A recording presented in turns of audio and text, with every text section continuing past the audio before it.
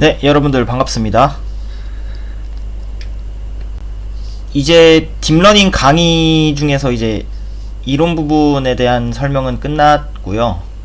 이제는 그걸 이용해서 어떤 문제를 해결할 수 있는지에 대해서 한번 알아볼 건데, 오늘은 이제 페이스북에서 코로나 증상을 예측할 수 있는 모델을 개발했다는 논문을 보고 그거에 대해서 좀 더 자세하게 알아볼 예정입니다.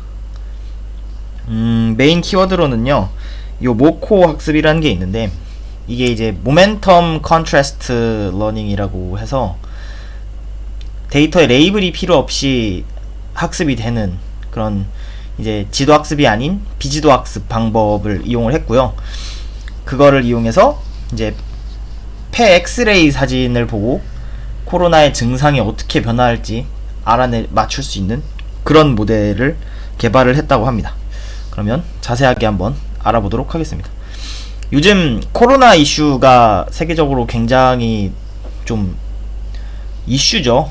어딜 가도 다 코로나 소식을 들을 수 있는데, 이 코로나 바이러스라는 게 RNA 바이러스라고 해요. 그래서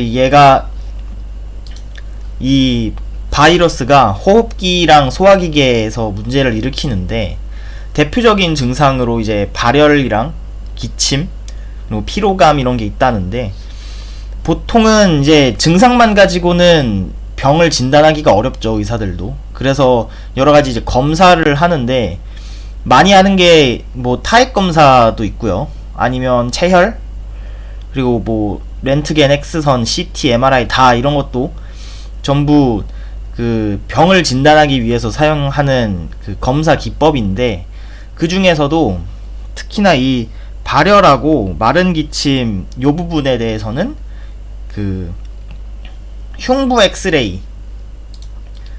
엑스레이를 적극적으로 활용을 한다고 합니다.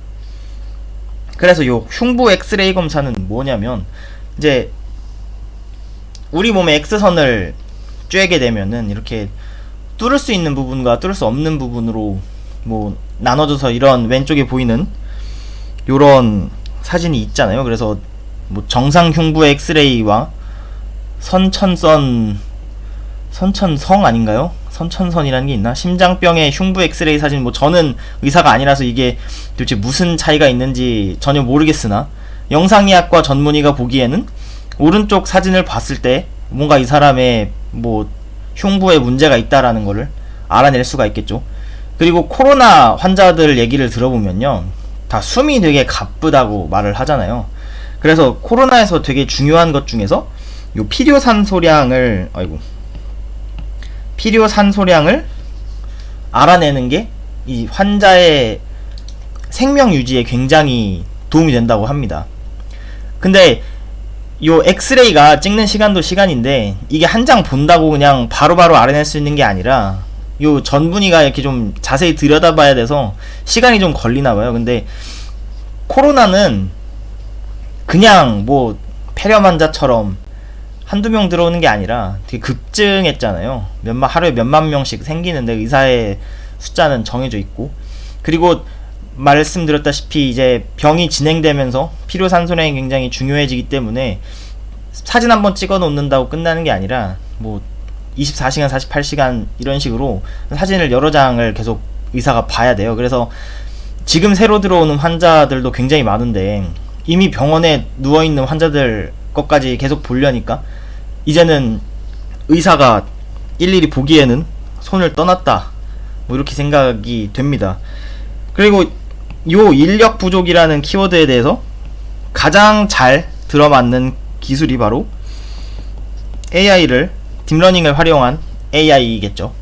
가장 강력한 인력을 줄일 수 있는 그런 도구라서 AI가 여기에 적극 도입이 될 겁니다. 그리고 이미 요 엑스레이 흉부 X선 사진은요, 딥러닝에 의해서 굉장히 자주 활용이 되고 있는 검사 기법이에요. 그래서 이미 나와 있는 모델들도 많은데, 그래서 그 기존 기법들을 보면요, 보통은 데이터를 굉장히 많이 필요로 합니다. 근데 여기 또 제가 써놨듯이 대량의 데이터셋이 필요하다고 제가 적어놨는데, 이게 말이 좋아 대량의 데이터셋이지, 이걸 직접 모아본다고 생각을 하면, 저도 옛날에 학생 프로젝트 하면서 뭐 어떻게 데이터 만드는 분들을 고용할 돈은 없으니까 제가 직접 좀 데이터를 모았는데 이게 상당한 노가다고 그 얻는 것 자체가 그렇게 쉽지가 않아요. 그래서 대량의 데이터가 있으면 참 좋지만 모으기는 굉장히 어렵다는 거. 그리고 이게 데이터가 그냥 일반인이 봐도 뭐 개나 고양이 아니면 뭐 사과냐 오렌지냐 뭐 이런 간단한 게 아니라 애초에 여기에 정답을 붙여야 되는데 전문의, 굉장히 비싼 인력인 전문의가 필요하잖아요. 그래서 레이블을 정답을 붙이는 것도 굉장히 어렵고, 그리고 이런 어려움들을 극복을 해서 어떻게 데이터셋을 모았다 쳐도 이게 레이블을 붙였다는 거는 그 전문의가 X선 사진을 보고서 이 사람은 폐렴이다, 이 사람은 폐암이다, 이런 식으로 이미 알고 있는 병명에다가 이제 숫자를 붙일 거 아니에요. 근데 이번에 코로나처럼 뭔가 새로운 병이 창궐을 했을 때는 이 모델이 오히려 전혀 인식을 못한다는 거지. 그래서 원래는 딥러닝이 더 잘 알아낼 수 있을 만한 거를 레이블을 붙임으로써 오히려 딥러닝의 성능이 내려가 버리는 그런 되게 역설적인 현상이 생긴다고 합니다. 페이스북이 그렇게 주장을 했죠. 그래서 페이스북의 모델은요, 기존에 이제 레이블을 붙여서 학습시켰던 방법과는 다르게 그 정답이 필요가 없는, 레이블이 필요가 없고, 그리고 그냥 우리가 이미 알고 있는 병뿐만 아니라 앞으로 발생할 수 있는 병에서도 대응할 수 있는 그런 좀 유연한 모델을 개발을 했다고 합니다. 그러면 페이스북이 만든 모델이 당장 해결해야 되는 게 과연 뭐냐? 그래서 저는 두 가지 관점으로 이걸 보는데, 우선은 모델의 정확도가 전문의가 예측한 것과 비슷하거나 뭐 더 좋으면 사실 더 좋은 거고요.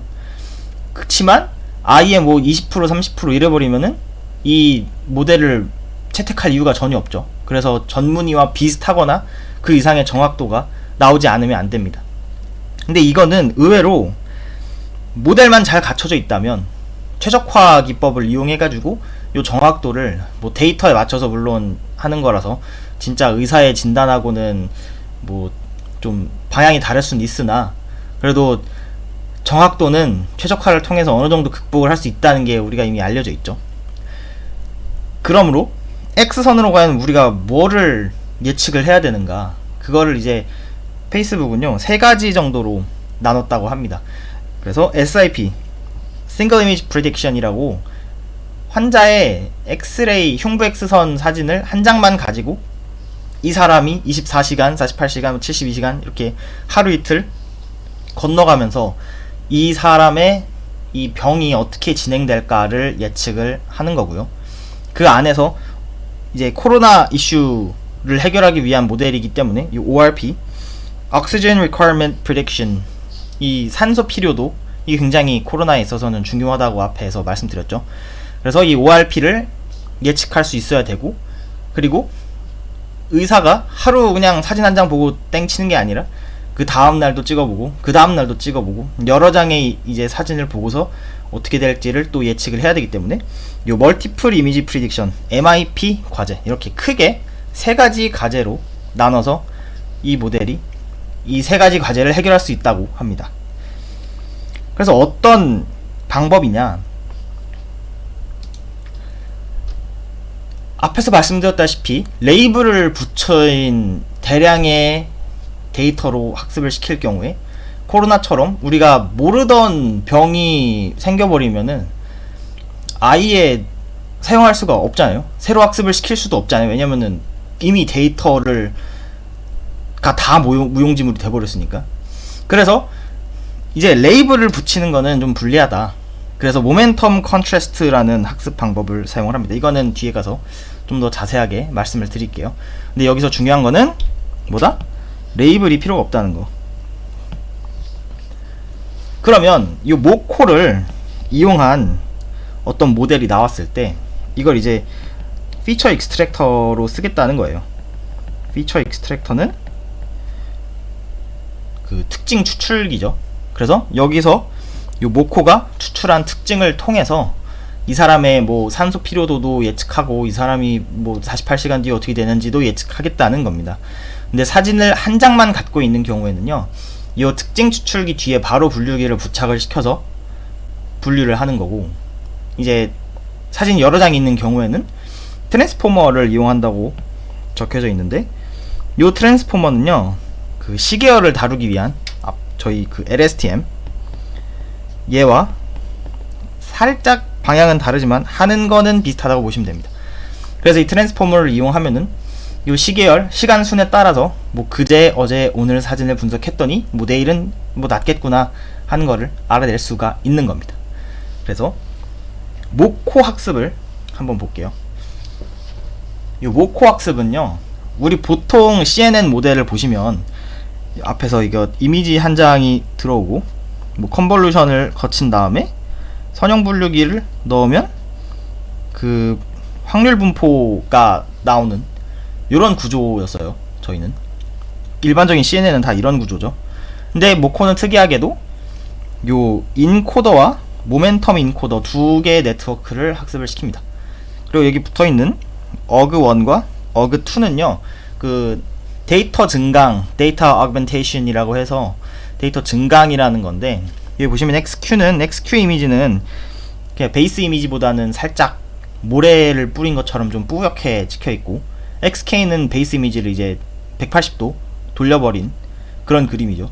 우리가 보기에는 대충 뽀얘도 베이스 이미지랑 뭐 비슷해 보이는 거 알 수 있고, XK도 뒤집어져 있지만 우리 알 수 있잖아요. 이거 똑같은 거라는 거, XK랑 베이스 이미지가.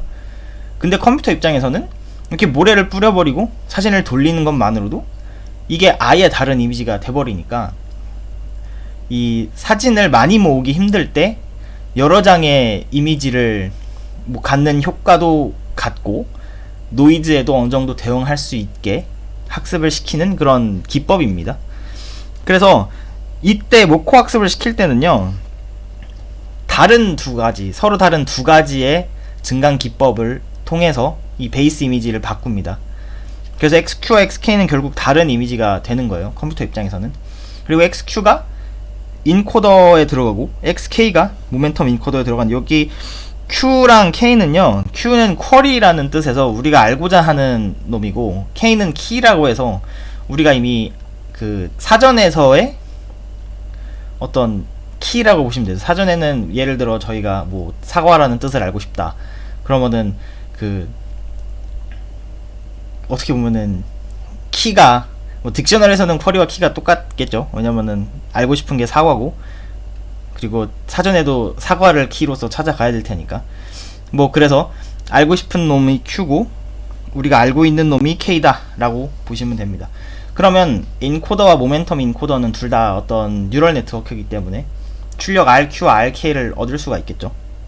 그럼 이 RQ와 RK를 통해서 어느 그 info NCE loss라는, 여기 써있는 info NCE loss를, NC는 네거티브 무슨 expectation이었는데 자세히 기억이 안 납니다. 그래서 요런 밑에 요 복잡해 보이는 수식을 통해 넣게 되면요, 뭐 여기 잠깐 볼까요? 식을 두려워하지 말고 이 부분만 따로 빼보면 어떻게 보면은 RQ와 RK의 곱슬 X라고 둔다면 이 부분이 그냥 소프트맥스가 되고 그 앞에 네거티브 로그를 붙인 그런 형태라고 볼 수 있을 겁니다. 그래서 조금 더 직관적인 이해를 돕자면요, RQ와 RK 이 두 가지가 있을 때 요 수많이 존재하는 네거티브 데이터에 대해서 요 RQ에 해당하는 한 놈을 찾는 그런 분류라고 보시면 될 것 같아요. 예를 들자면 예를 들자면 딕셔너리가, 위에 거 잠깐 지우겠습니다. 우리 딕셔너리가 요 베이스 이미지 요렇게, 이걸로 하면 좀 어렵구나. 사과 이미지로 하겠습니다. 제가 좋아하는. 자, 요런 사과 이미지가 입력으로 들어가지고 좀 요런 모양이 됐어요.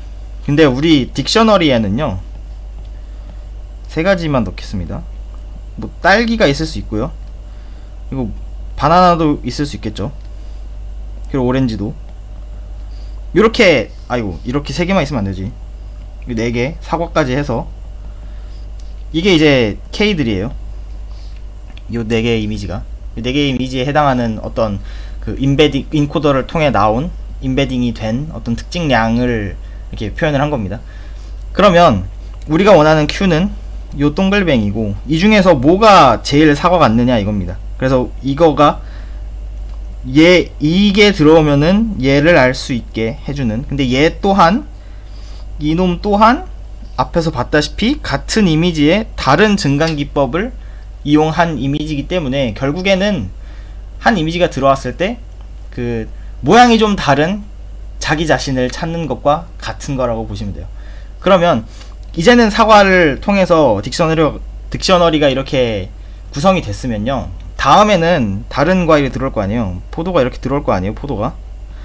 그러면은 딸기가 제거되고 요 뒤에 다른 증강 기법이 들어간 포도 이미지가 들어오게 되는 겁니다. 그리고 이 4개 중에서 또 뭐가 좋은지 찾는 거. 이게 그러면은 우리가 그냥 얘는 포도야, 얘는 사과, 얘는 바나나고 이렇게 정답을 알려주는 거에 비해서 무슨 이점이 있냐면요, 뭐 어떻게 직관적으로 이해하면은 좀 같아 보이죠, 어떻게 보면. 근데 얘가 갖는 의미는 얘를 어떻게 그 특징 공간으로 사상을 했다고 하는데, 그게 결국은 컨볼루션을 해서 무슨 값이 나왔을 때 이게 비슷한 애들끼리 모이는 경향이 생긴다는 거예요, 요렇게. 근데 이제 그냥 CNN으로 학습을 해버리면은 얘네가 좀 붙어있게 나오거든요. 이거는 뭐 그냥 실험적으로 얻은 거지 이렇게 반드시 이렇게 나온다 그런 건 아닌데, 좀 더 분리 가능성이 있고, 그리고 레이블이 필요가 없다는 점에서 기존보다는 좀 싹 다른 접근이기도 하고, 실제로도 이 사람들이 이 학습 방법을 썼을 때 교사가 돼 있는 데이터보다 더 나은 그 정확도를 보여줬다고 합니다. 그래서 이 모코 학습을 통해서 얻은 이 인코더, 얘가 우리의 특징 추출기가 되는 거예요. 그럼 이제 여기 이 인코더 뒤에다가 이제 선형 분류기 이렇게 붙이면은 아까 SIP랑 ORP는 해결이 된 거죠, 그죠? 그럼 이제 이 인코더, 요 특징 추출기, 여기서는요, 이게 트랜스포머 구조를 제가 갖고 온 건데, 요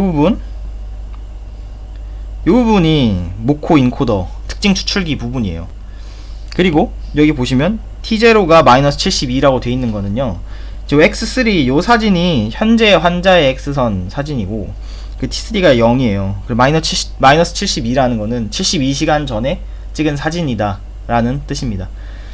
그래서 트랜스포머는요, LSTM은 우리 데이터를 순차적으로 집어 넣었었잖아요. 그래서 그 들어온 순서에 따라서 자연스럽게 그 시계열의 위치 정보를 알 수가 있었는데, 트랜스포머는 그런 뭐 굳이 이제 시계열을 맞춰서 넣을 필요가 없이 그렇게 넣지 않아요. 여러 개의 인코더와 디코더로 구성이 되어 있으나 뭐 굳이 시간 순서 상대로 넣을 필요가 없기 때문에, 시간 입력에 대해서 그 시간 순서상의 순서가 없기 때문에 저희가 따로 이 시간 순서상의 위치 정보를 입력을 해줘야 되는데, 그게 바로 요 포지셔널 인베딩이라는 것입니다. 그래서 결국에는 요렇게 이게 합쳐지는 거예요. 그러니까 위치 정보와 이 사진에 대한 정보가 합쳐져서 그 계산이 된다는 겁니다. 결국에는 시계열 분석을 위한 도구이기 때문에 요 안에 것들은 뭐 자세하게 알고 싶으신 분들은 제가 따로 영상을 올려드리도록 하겠습니다. 근데 뭐 그냥 LSTM에 넣었다고 지금은 그렇게 생각하셔도 될 것 같아요. 그래서 시계열을 통해서 넣게 되면은 여기 마지막에 리니어 클래시파이어가 있기 때문에 여러 장의 이미지를 갖는 MIP, 여기서도 해결할 수 있는 건 멀티 이미지 프리딕션의 MIP를 통해 얻어낼 수 있다는 겁니다. 그러면 결과는 어떻게 나왔냐면요, 이게 그 레디올로지스트가 영상 영상의학과랍니다. 영상의학과 의사인 거죠. 예.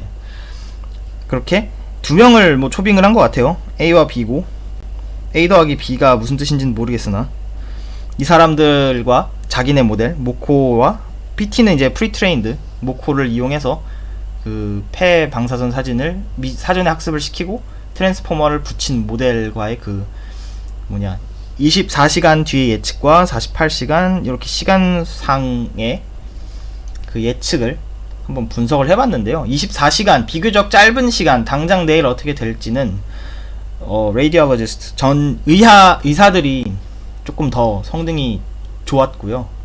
근데 뒤로 갈수록 오히려 사람보다는 기계가 예측하는 게 더 정확도가 높았다는 겁니다. 뭐를 했던 거냐면 48시간 뒤에 이 사람이 어떻게 될지를 뭐 예측해서 AUC라는 거는 Area Under Curve라고 몬테카를로 기법을 이용을 한 건데, 그거는 뭐 대충 원의 넓이 구하고 싶을 때 랜덤하게 점을 이렇게 뚜두두둑 찍는 거예요. 이렇게 요 범위 안에서 이렇게 점을 찍다 보면은 원 안에 있는 점과 원 밖에 있는 점을 세 가지고 그 비율을 계산하면은 그 얘는 1/1에 넓이가 1이죠. 그래서 이 1에 대한 비율 3.14를 대략적으로 구할 수 있는, 뭐 이렇게 그 구해서 이게 좀 직접적으로 확률을 계산한 게 아니라 좀 간접적으로 확률을 계산했더니 우리 모델이 전문의보다 성능이 더 좋았다, 그런 발표를 했습니다. 뭐 실제로 결과도 괜찮게 나온 거죠. 방법론도 뭐 그렇게 새롭진 않았으나 이미 모코 학습이라는 게 논문으로 나온 지 시간이 좀 시간이 됐다고 하기에는 뭐 몇 년이 지난 건 아니지만 어쨌든 아예 새로운 기법은 아니었기 때문에 모델 자체는 그렇게 신선하지 않았는데 성능이 괜찮았던 거죠.